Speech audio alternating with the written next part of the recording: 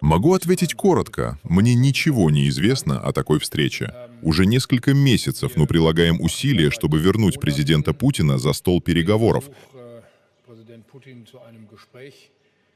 Совместно с Украиной мы неоднократно выступали с предложениями о проведении переговоров, в том числе на европейском уровне. Однако президент Путин отказывается участвовать в подобных встречах. Что касается сообщения о встрече в Баку, могу сказать следующее. Мы узнали о ней из публикации издания The Times. До этого нам ничего об этом не было известно. Ни Германия, ни Россия не предоставили нам никакой информации по этому вопросу. Иными словами, наша территория была использована без нашего ведома. Секретная встреча состоялась в Баку. Если эта встреча действительно поможет положить конец войне между Украиной и Россией, мы, безусловно, будем это только приветствовать.